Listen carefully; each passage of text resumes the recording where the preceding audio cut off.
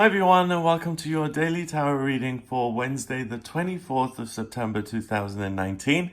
As always, it's a pleasure to be with you today, and today I'm using the Game of Thrones tarot. Now, I don't know about this deck. I was so into it, and then I watched season 8, and like a lot of other people, I was very disappointed with what happened. So it's such a shame because I never read any of the books. I just watched the TV show and I loved it. And the guy hasn't finished the last 2 books that he said he was going to finish. So there's the possibility that he might never end the story. And I'm a very Virgo type of person in that sense. I don't start something if there's no end to it. If I'm going to do something, it has to have a beginning, a middle, and an end. So you enroll, you learn, you get your certificate. But despite that, I want to use this deck because there are some beautiful kind of images in here to find out what's going on Wednesday, the 25th of September. Oh, one card has escaped. So let's see what that is. The 6 of Cups, nice. That was in, I think recently that showed up. Let's pull a card here. The 9 of Swords, oh dear. And the 4 of Coins, good stuff. The 6 of Cups is a soulmate connection, someone you can trust. And they're sitting by a hearth, by a fire. It's warm, they're sharing beer. It's the opportunity to have an intimate discussion with someone you adore and someone you love. The 9 of Swords is worry, it's fear. It's having a wolf in a cage. So talk about having skeletons in the closet. You have a wolf in the cage, then there's a monster just waiting to bust out. So that's a genuine worry and a fear. And do you come clean about that, or do you release the wolf, or what's going on, We can look at it from the perspective of the wolf, I suppose, but I think that's a little bit silly. The wolf is imprisoned and he's got these 9 swords lined up and he's unhappy in his situation. And he feels trapped and he worries about having lost his freedom. But I think that's kind of obvious. So the 9 of Swords is this worry that you're going to also kind of be locked up. And that if you do certain things that are required of you at the moment, you'll feel like, oh, if I get involved with this, I'm really going to be stuck. I don't want to be associated with this. I don't want anything to do with this. And that's kind of a worry. It's the perfect opportunity today to discuss that kind of thing with someone you love and someone you trust. So if you're in the 12 steps, talk to your sponsor. If you're really good friends with someone, and you know they're not going to go around gossiping about you, then talk to that person about your fears and your worries. And finally, we've got the 4 of Coins. And the 4 of Coins is about holding on to the money that you have. And here we've got representative of the Iron Bank in Game of Thrones. And the Iron Bank is like the World Bank. So kingdoms have to pay their debts. The crown has to pay their debts to the Iron Bank. So it's a super powerful institution. And by talking to other people, you're going to be able to let go and liberate yourself and let your spirit run free. Okay? Because if you don't, if you read the cards as they are, 1, 2, 3, bam, bam, bam, then it says you have had great connections with other people in the past, but now you're alone and you're trapped and you're stuck in this situation where you're responsible for not only doing your job, but you have the weight of the world on your shoulders. If you make a slight mistake, that's a huge mistake, and you're trying to hang on to being part of this institution, and you really lose all joy and all personality in the process of doing that, and you live a life based on fear. I remember when I was in school in the last year, we did like a bit of film study, and they had this film. It was Australian. I can't remember what it was called, which is really helpful, but it was about these people dancing. It was like the Australian version of Dirty Dancing, and it was, I think, this girl from the wrong side of the tracks or something, or not being experienced enough. They started dancing, and they danced in front of this red Coca-Cola sign, and red represents passion and desire and love. And it was really, really a wonderful symbol of love overcomes every social barrier, every socioeconomic problem, and you're able to thrive and grow when you're honest and you don't live your life in fear. And the parents of, I think, the girl, they lived their lives in fear, and they say it at one point. I think either the man or the wife, they say, we lived our lives in fear. We lived our lives in fear. And it was such a powerful message that you live your whole life in fear of what people are going to say, in fear of what's going to happen with your marriage, in fear of, oh my God, what's going to happen to me when I grow old? Am I going to get sick like my father did? Fear. Am I going to be able? There are 1,000 forms of fear. And this card, by trying to hang on to things and by keeping things locked down, you're trying to prevent things from changing, and things always have to change. So you're setting yourself up for a failure here. So if you go 6 of Cups, yeah, I've had great relationships, but I'm worried about everything in my life. So you let your fears run riot, and you say, I'm going to do everything to lock everything down in my life to make it as secure and safe as possible, especially my money situation. That's the natural trend of the day. That's how you're going to feel, okay? But what's much better is to examine why you're worried, and then to talk out those worries with someone, like I said, because it's going to look much bigger in your head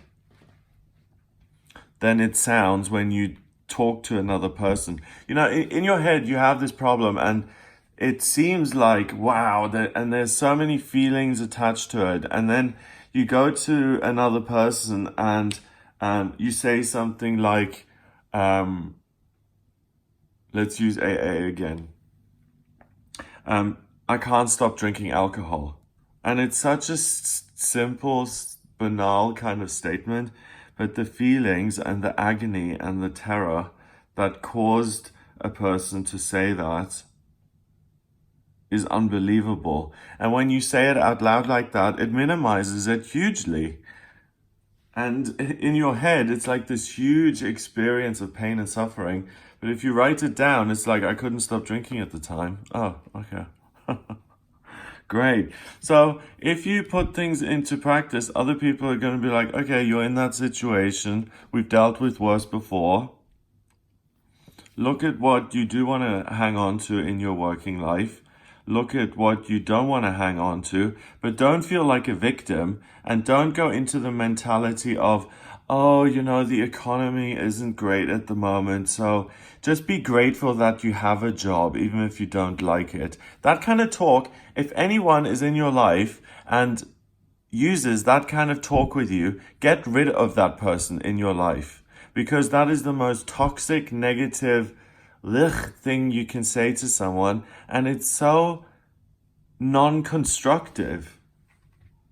So the best way to go through the day is not to give in to fear, but to think about your fear, to share it with another person or your higher self or your therapist or your sponsor, and then to look at those thoughts which have been altered and made simpler, to see what you have to do in your actual life. We've got a triangle pointing up, which is pointing up to the higher realms, and then we've got a triangle pointing down, which is the higher realms pointing down to planet Earth, and they intersect, creating this diamond.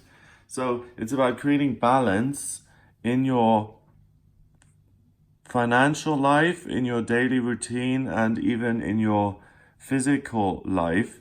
But you're able to look at those things and objectively see them rather than just, oh my God, I have to hold on to everything. I'm so scared that I'm going to lose everything and that I'm going to end up in the gutter and just hang on to everything. And when you have that kind of panic thinking, you're manifesting lack. You're manifesting things going bad.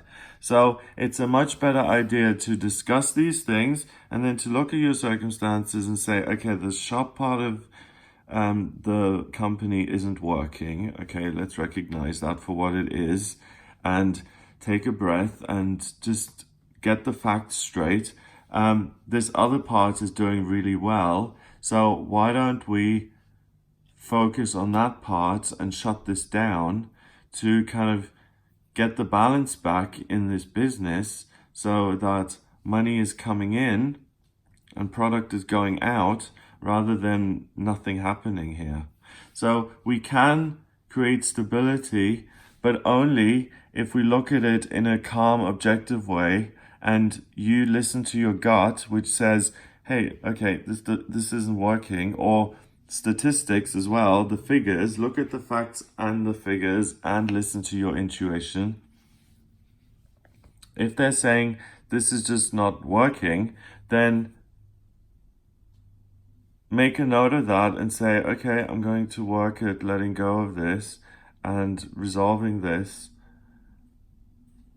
so that I can maintain structure, but it has to change every once in a while. Otherwise, I'm going to be unhappy. Like the person who's stuck in the job, who is being told that by someone, who's a colleague, you should be grateful to have a job in this economy.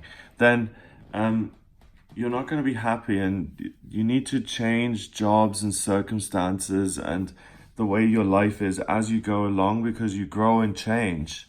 Especially if you're discussing your thoughts and fears and ideas with other people, you grow alongside them, and your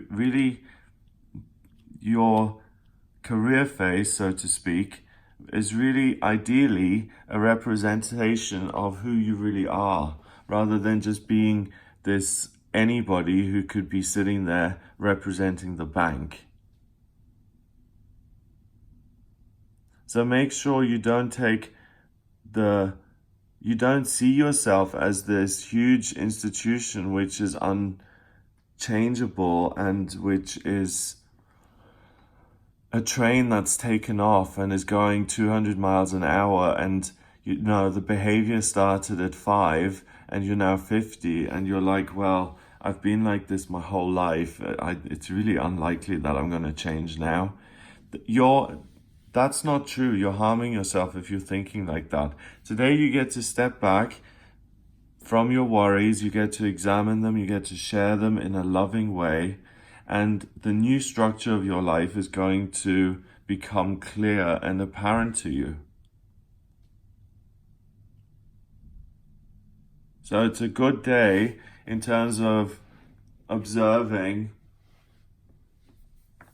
what keeps you trapped, what makes you happy, and what gives you a sense of security and joy and strength and connection. And you aim for those things, and anything that brings in negativity or a waste of time or something that's really unpleasant that you don't enjoy and you force yourself every week to do it, get rid of those things. 6 and 4 is 10, and 9 is 19. 1 and 9 is 10. 10 reduces to 1 in numerology, and 1 is the magician in the tarot. It's about listening to the higher self, telling you what it says you ought to be doing, and then implementing the information you download, you receive from the higher self, and you implement it in your real life. And you do it yourself, you do it independently, you're a pioneer, you're someone who's listening to the connection of your higher self, and you're being guided to take action in a certain way. In this case, to restructure so that you have a foundation in your life that you're happy with, and that you're maxing out your strengths and that you're minimizing your weaknesses, So self-knowledge is going to be super helpful. So instead of being a lone wolf and giving into your fears and just letting the job crush you, like I said, take your ideas, share them with the higher self or a friend, and you'll be able to restructure things so that you do have a great sense of security in your life, but also you're doing it with joy and it challenges you, and you're also able to connect spiritually and express yourself creatively. And whether all of those things are done through the work, or whether you find a new kind of balance where you do certain things in work and then you do things on the side, it just depends. But the thing that you're being given is a glimpse through the door. And the glimpse you're being given is a glimpse of your daily life and how you can change it and how you can make it better. So I hope that gives you an idea of what the energy is about. If you would like a personal reading with me, please get in touch via my website. It's gregoryscott.com. Click on the readings tab to order your reading. In my personal readings, I use tarot, astrology, and numerology, so I can answer any questions you have. Please hit the subscribe button if you haven't done so already, and share the video online. Have a wonderful day, and I'll speak to you tomorrow.